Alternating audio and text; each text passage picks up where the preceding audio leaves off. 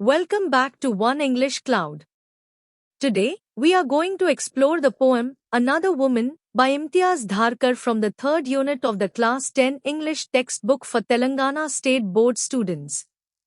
The main theme of the poem is the daily suffering, domestic violence, and dowry harassment faced by married women in traditional homes.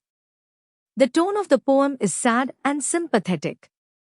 The poet uses figures of speech like imagery and personification. Let's listen to the poem once. This morning she bought green methi in the market. Choosing the freshest bunch. Picked up a white radish. Imagine the crunch it would make between her teeth, the sweet sharp taste. Then put it aside, thinking it an extravagance. Counted her coins out carefully. Tied them, a small bundle, into her sari at the waist. The poem begins in the morning at the vegetable market. The woman buys green methi or fenugreek and chooses the freshest bunch. Then she picks up a white radish and imagines its sweet, sharp taste and the crunch between her teeth. Here, the poet uses imagery by describing the taste of the radish. But she puts it back, treating even small items as luxuries. She counts her coins carefully and ties them into a bundle in her sari at the waist, which is common among women in our rural areas. Came home, faced her mother-in-law's dark looks. Took the leaves and chopped them. Her hands stained yellow from the juice. Cut an onion fine and cooked the whole thing in the pot over the stove, shielding her face from the heat. When she comes home, she enters an atmosphere of cruelty. The woman faces her mother-in-law's angry looks. She chops the methi leaves, staining her hands yellow from the juice, finely chops the onions, and cooks over the hot stove while shielding or protecting her face from the heat. Her hands are stained and her body is tired, but she says nothing. This shows her quiet suffering and how she is expected to stay silent and obedient. The usual words came and beat their wings against her, the money spent. Curses heaped upon her parents, who had sent her out to darken other people's doors. As she cooks, she hears the same harsh words again and again. The word usual signifies that the scolding, insults and criticism are a daily routine occurrence. The poet compares the harsh spoken words to aggressive predatory birds fluttering violently. Her mother-in-law blames her parents for sending her to their house, treating her as an unwanted burden who brought an insufficient dowry. The woman crouches on the floor, staying low and quiet, shows her lack of power.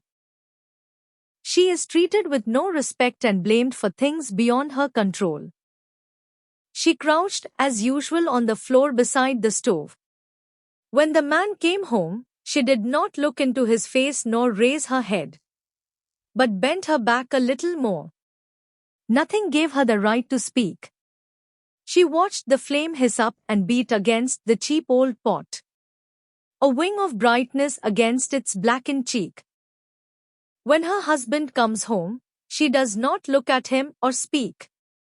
She bends even lower, showing her fear and total submission, feeling as though she has no right to raise a voice. The poem makes it clear that her husband is neither supportive nor kind, instead he is an active participant in her oppression. Watching the angry flame leap up and strike the cheap cooking pot, she compares herself to this cheap object, which holds no real value in the household. The woman silently observes the flame beating against the blackened cheek of the cheap old pot. By personifying the pot with a cheek, the poet directly links the pot to the human face. The woman watches the flames in the stove and thinks about her life.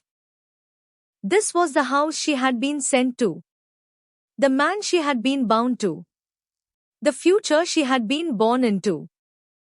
The repetition of had been sent to, had been bound to, and had been born into creates a heavy rhythmic sense of helplessness. The woman has no choice in where she lives. Her parents arranged her marriage and sent her away to her in-laws' home, where she is treated as an outsider and a burden. Her marriage is not a loving partnership.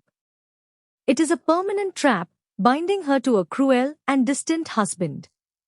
From birth, her fate is decided. She is raised only to be given away and prepared to suffer. She realizes that she has no control over her own life and accepts the pain as normal. So when the kerosene was thrown, just a moment of surprise, a brilliant spark. It was the only choice that she had ever known. Another torch, blazing in the dark.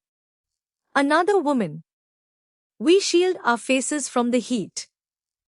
Then comes the horrifying climax. Kerosene is thrown over her, followed by a brilliant spark. Her burning body becomes a human torch blazing fiercely against the darkness.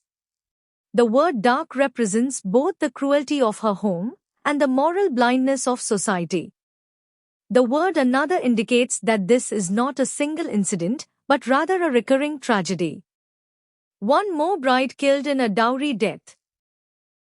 Describing this fatal act as the only choice that she had ever known, the poem emphasizes that she had no true means of escape. In the final line, we shield our faces from the heat, the focus shifts. In the beginning, the woman shields her face from the heat of the stove.